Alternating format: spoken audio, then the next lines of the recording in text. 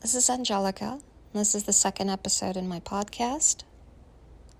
This episode is going to be about the DNA results. So, going over as far as what I knew, like in my first episode, I said that my mother said that her father was born in Athens, Greece, her mother from Spain. They individually migrated to Argentina, where they met, had my mom and her sister, who I was under the impression that was the only sibling that she had. And they passed away when they were young, and she ended up coming to the United States as the exchange student. Blah, blah, blah.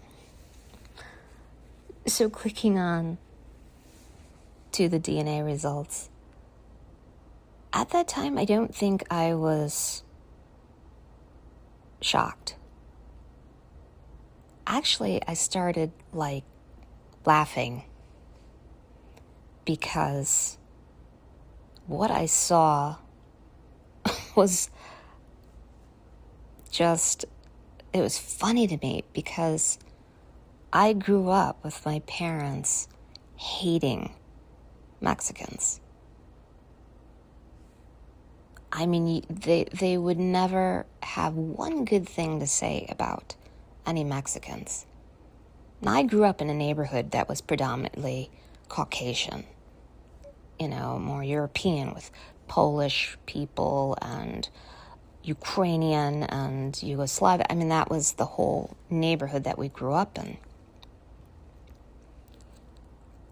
And they never had anything good to say about Mexicans.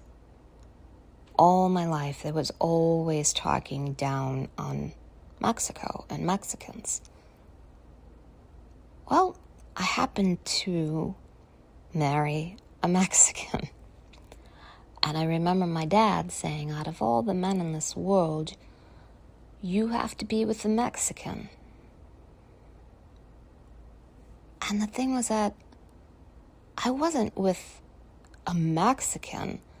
I was with a man that was a wonderful man, a good man.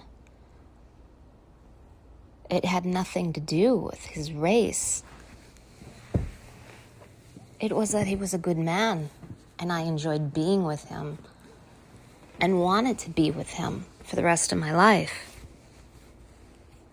We dated for 7 years, bought a house, and then I decided to have a child with him. And I got pregnant. I was 34 when I got pregnant with my son. And I'll never forget my mother when we told them that I was pregnant. There was no happiness, there was no hugging, there was no tears of joy. It was just like their mouths just dropped in disgust. And not in front of my husband, but my mother later on had said to me that to get an abortion. And I said, absolutely not. I wasn't going to do that. So I was 7 months pregnant with my son when we got married, and I didn't have a big old wedding. My husband and I got married in the courthouse. And I didn't mind it. I didn't grow up with the fairy tale idea of having this beautiful wedding and me being in a wedding gown. I never thought about that. My mother never talked about, the day that you get the day that you get married, it's going to be this, we're going to plan all this and all going to be beautiful. No, it wasn't any of that. And during the pregnancy, my mom really didn't even want to be a part of it. I remember I was sick through the entire pregnancy, and I would watch those shows on TLC about the whole pregnancy and the parents coming in to help them and the mom staying for a month and doing everything. My mom said to me, you got pregnant, you're going to have a kid, and you take care of your own kid. And she really didn't help me at all. I ended up, also, I have my daughter, she is 14 months younger than my son, and it was very difficult with the both of them, and she just wouldn't offer or anything to help me, which was okay. I did it, and I did a very damn good job when they were little. I did very good with both of them. I miss when they were little, because those were like the best time that I had, because I was able to be with the both of them, and it was just wonderful. But backtracking, I did invite my parents to our marriage at the courthouse, which is pretty close to their house. And my mother and father never showed up. The only one I had on my side was my brother. But my husband's side of the family have always welcomed me with open arms and always been wonderful to me and my children and everything. They all came. And at that time, that's all I wanted. That's all I needed. It hurt me so bad that they didn't come. But there was nothing I could do. So when those DNA results popped up that I was on the maternal side, 33% Indigenous American, Mexico. I did. I just laughed. And then I was angry. Then I was pissed. Then I got sad. All these emotions I go through every freaking time I have found out something new about my mom. It's like the whole stages of grieving is what I've been feeling for a year, because every new thing that I've uncovered just brought me again to all of that anger and hatred and confusion and questioning why. But there it was.